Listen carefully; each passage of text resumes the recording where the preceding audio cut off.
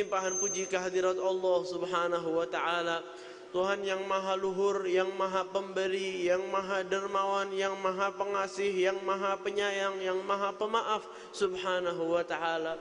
Mana Allah mengumpulkan kita, mengaruniakan kepada kita umur dan kesehatan, keafiatan, kemampuan hingga berkumpul di tempat ini, berkumpul di waktu ini, yang dimana kita berkumpul di malam yang begitu luhur dan begitu agung di sisi Allah Subhanahu wa ta'ala, di tempat yang begitu agung dan begitu luhur di sisi Allah Subhanahu wa ta'ala, di bulan yang begitu agung dan begitu luhur di sisi Allah Subhanahu wa ta'ala, di waktu yang agung pembacaan maulid Nabi Muhammad, karena waktu itu dibacakan tentang Nabi Muhammad, karena itu waktu itu menjadi agung di sisi Allah. Kita berkumpul di tempat yang agung dan mulia karena tempat ini selalu dan seringkali digunakan untuk majlis, untuk membaca maulid, untuk majlis ta'lim, yang itu semua menggembirakan hati Nabi Muhammad. Dengan itu mulia dan agungnya lah tempat ini, dengan rahmat Allah yang turun. Dan kita berada di bulan yang agung, bulan kelahiran Nabi Muhammad. Sallu ala Nabi Muhammad. Hadirin hadirat yang dirahmati oleh Allah, maka wajiblah bagi kita, maka telah wajib untuk kita memerhatikan diri kita, bagaimana hubungan kita dengan beliau, bagaimana perhatian kita kepada beliau, bagaimana wajah kita di mata beliau. Bukan kita mencari pandangan, bukan kita mencari perhatian hanya oleh orang-orang di sekitar kita, atau dari guru-guru kita, atau dari orang yang kita hormati dan kita muliakan saja. Tapi jangan sampai luput darimu, jangan sampai luput darimu bahwa Nabi Muhammad melihatmu, bahwa Nabi Muhammad memerhatikanmu. Karena itu sallallahu alaihi wasallam adalah orang sosok yang paling mengasihi dan menyayangi umatnya, paling mencintai umatnya. Kita kalau mencintai seseorang pasti akan kita perhatikan, pasti selalu kita lihat gerak-geriknya seperti apa.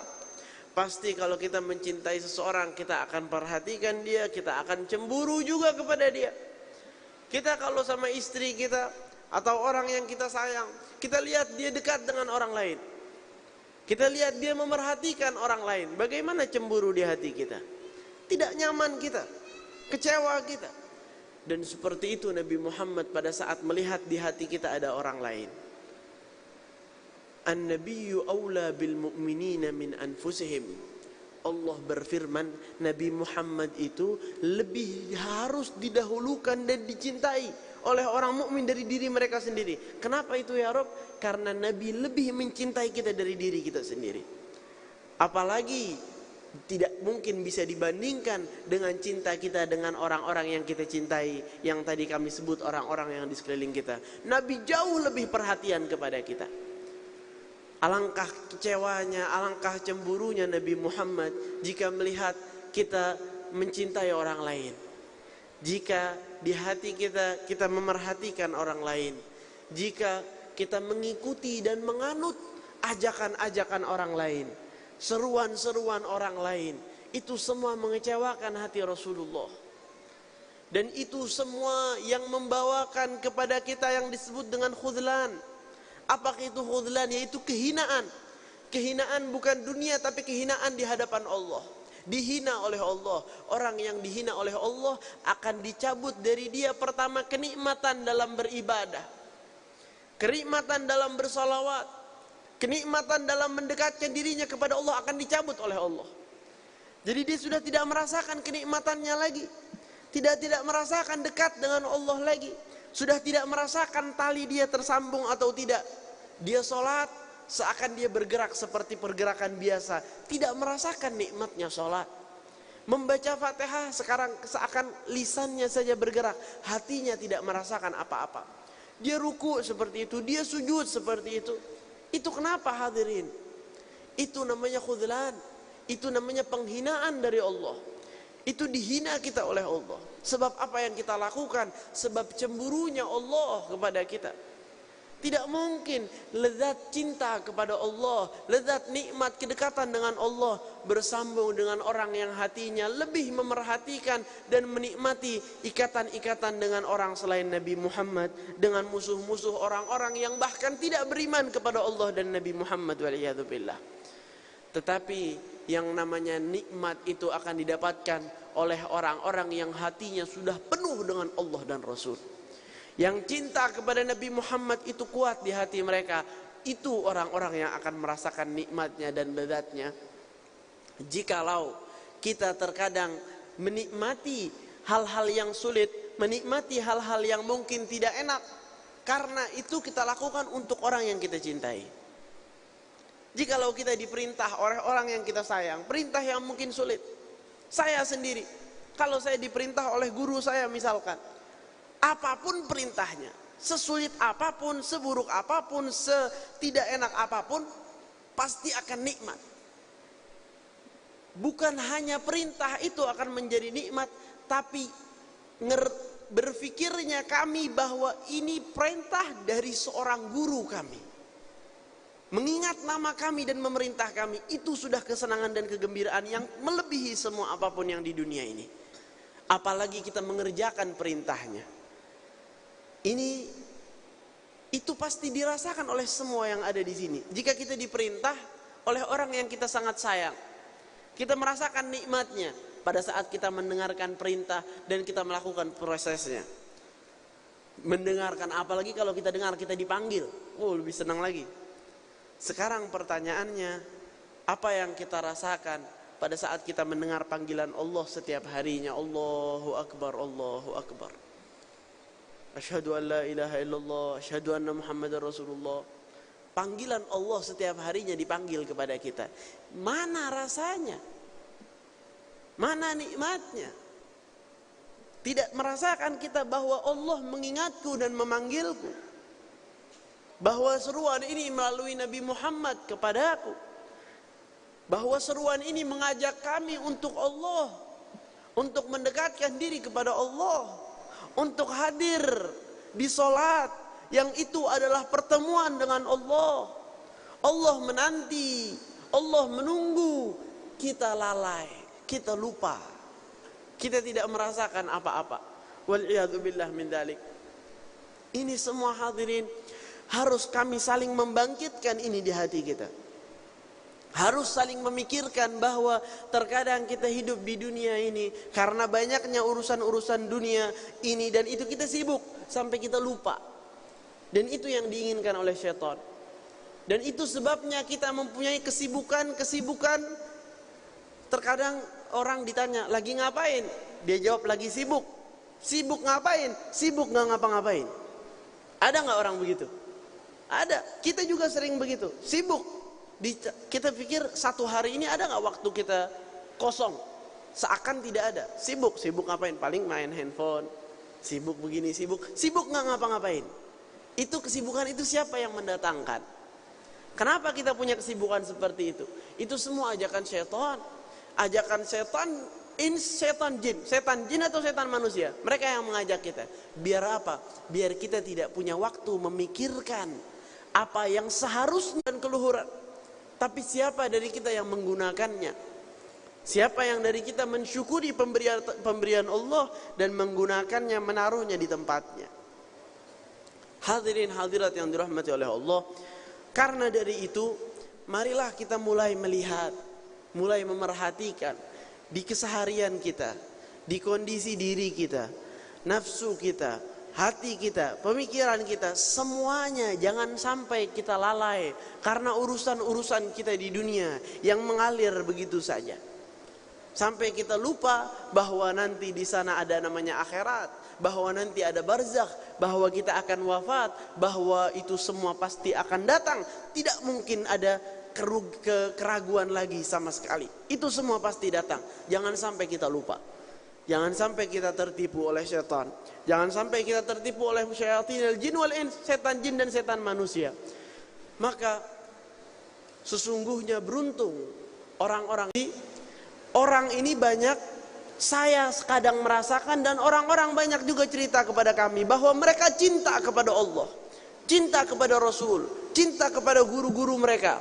Tapi terkadang mereka lupa, tapi terkadang mereka lalai, tapi mereka kadang tidak ingat, seakan tidak tahu.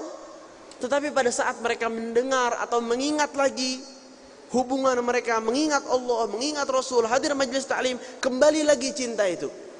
Baru dia istiqomah sebentar, nanti lupa lagi. Dan begitu ya Habib. Bukan dia tidak cinta, bukan dia cara oleh beliau. Salah satunya yang akan kami sebutkan di sini, beliau katakan perbanyak sholawat kepada Nabi Muhammad SAW dengan cinta dan ta'zim. Cinta dengan cinta kepada Nabi dan mengagungkan Nabi dan rindu kepada Nabi. Itu satu.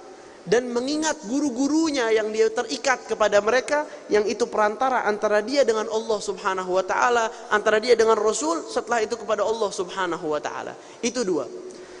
Lalu saya tanya lagi, oke Habib, itu kan buat menjaga. Apa cara untuk itu diperkuat cinta itu dan ditumbuhkan? Langsung dijawab, cinta itu seperti pohon. Tidak bisa tumbuh dalam 1 detik. Harus disiram sedikit demi sedikit. Kuat, dan pohon yang sudah kuat itu tidak bisa digoncang. Tidak dengan mudah dia tercabut, tidak dia dengan mudah dia mati. Kalau sekarang kita ini, pohon cinta dalam hatiku ini kayak masih pohon yang masih kecil. Kalau kena air kebanyakan dia mati, nggak kena air sebenarnya. Hadirin, orang yang seperti itu hati-hati. Itu mengerikan untuk masa depan dia. Masa depan bukan dunia yang sebentar, tapi masa depan yang sungguhnya. Maka agungkan majelis ta'lim, istiqomah di majelis ta'lim. Itu semua walau kita tidak merasakan sekarang rasanya, tapi itu ada. Tapi itu tidak dilupakan oleh Allah dan Rasul. Tapi itu tercatat di sisi Allah Subhanahu wa taala, dan mungkin itu menjadi penyelamat. Bahkan setiap mereka berdoa, orang-orang soleh, mereka mengatakan setiap detik dari waktu yang kita lewati untuk Allah, mungkin 1 detik itu yang diterima oleh Allah dan menjadi penyelamat kita di akhirat. Kita tidak tahu di mana waktunya. Allah menyimpan keridhaannya dalam semua amal soleh. Yang mana ada keridhaan Allah kita tidak tahu. Allah menyimpannya. Karena itu kita lakukan, jadikan waktu kita kebanyakan di amal soleh untuk Allah melihat dan meridhai kita. Amin Allahumma amin. Allahumma asaffi qulubana 'ani syawaib wa naqqiha 'an mujibil khizyi fil 'awaqib. Allahumma ati nufusana taqwaha wa zakkiha anta khairu man zakkaha anta waliyuha wa maulaha. Allahumma inna nas'aluka wa li ummati habibika Muhammadin an من خير ما سألك منه عبدك ونبيك سيدنا محمد ونعوذ بك من شر ما استعاذك منه عبدك ونبيك سيدنا Muhammad. Wahai Allah, kami meminta kepadamu untuk atas semua apa-apa yang kau jadikan semua waktu kami, detik kami, umur kami, kekuatan kami, kemampuan kami, semua yang kau berikan kepada kami menjadi manfaat untuk kami, tidak menjadi madarat untuk kami, menjadi manfaat untuk akhirat kami, tidak menjadi madarat untuk kami, menjadi sebab kegembiraan dan senyuman di hati Nabi Muhammad SAW, bukan menjadi kekecewaan di hati Nabi Muhammad. Wahai Allah, di malam ini, di malam Jumat akhir dari bulan lahirnya Nabi Muhammad SAW, jadikan kami tidak bermalam di malam ini kecuali Engkau ridha kepada kami, kecuali Engkau ridha kepada kami, sudah menghapus semua dosa-dosa kami, menggantikannya menjadi pahala yang itu menggembirakan hati Sayyidina Nabi Muhammad. Wahai Allah, kami mau bermalam di malam ini, Nabi Muhammad ridha kepada kami. Sosok yang paling kami cintai Nabi Muhammad, sosok yang menjadi idola kami Nabi Muhammad. Kami diingat oleh beliau, kami dikenal oleh beliau. Amin Allahumma amin. Wahai Allah, jadikan saat ini saat kau memandang kepada hati kami sekalian. Jadikan saat ini saat kau mengabulkan doa-doa kami. Wahai Allah, jadikan saat ini saat kita terikatnya setiap satu kami denganmu. Allahumma ij'alhu sa'at ata, Allahumma ij'alhu sa'at nadrah, Allahumma ij'alhu sa'at rahmah. Wahai Allah, jadikan saat ini saat-saat rahmah turun kepada kami. Wahai Allah, jadikan saat-saat ini saat-saat pengampunanmu kepada kami. Wahai Allah, jadikan bukakan pintu maafmu seluas-luasnya. Kami datang ke sini dengan dosa yang bertubi-tubi. Kami datang dengan maksiat yang tak terhingga dan tak terhitung. Tapi kasih sayangmu jauh lebih luas, yang mampu mengampuni semua yang kami lakukan, yang mampu memaafkan semua yang kami semua kesalahan kesalahan kami. Wahai Allah, tidak ada apa-apanya kesalahan hamba-hamba ini yang di hadapan-Mu. Tidak ada apa-apanya kesalahan kami semua di hadapan-Mu dibanding pintu maaf-Mu yang tak terhingga, pintu maaf-Mu yang terluas. Engkau yang mengatakan rahmati sabagat ghadabi, rahmatku melebihi dan melampaui kemurkaanku. Maka kami meminta rahmat-Mu, kami meminta kasih sayang-Mu ya Rabbal Alamin. Wahai Allah, kami meminta rahmat-Mu demi Nabi Muhammad. Wahai Allah, kami meminta rahmat-Mu demi Nabi Muhammad. Wahai Allah, rahmati kami untuk menggembirakan hati Nabi Muhammad. Jadikan amal-amal kami sebab kegembiraan untuk Nabi Muhammad. Jadikan semua ibadah kami sebab kegembiraan untuk Nabi Muhammad. Jadikan semua yang Kau berikan kepada kami sebab manfaat untuk diri kami dan semua umat Nabi Muhammad. Wahai Allah, jangan kecewakan satupun dari kami. Wahai Allah, jangan tinggalkan satupun dari kami. Wahai Allah, Kau beri kami taufik berkumpul di sana, beri kami taufik berkumpul di akhirat. Wahai Allah, kami berkumpul di dunia, kami mau berkumpul lagi di akhirat dengan sosok yang dari tadi kami sebut-sebut, dengan sosok yang dari tadi kami paling cintai, dengan sosok yang namanya di majelis ini, dengan Rasulullah, dengan Habibullah, dengan Nabiuna Muhammad, dengan Nabiuna Muhammad. Wahai Allah, jangan pisahkan kami dari Nabi Muhammad. Wahai Allah, jangan jauhkan kami dari Nabi Muhammad. Jadikan kami pecinta Nabi Muhammad yang sesungguhnya. Amin Allahumma amin. Allahumma inna nas'aluka an taj'ala kulla sa'yana wa a'malana wa kulla ma ataitana sabab dukhul sururin li qalbi Nabi Muhammad wa qulub masyayikhna waj'alna qurrata 'ainin lahum fi 'afiyah wa li abaina wa ummahatina walhamdulillahi rabbil alamin.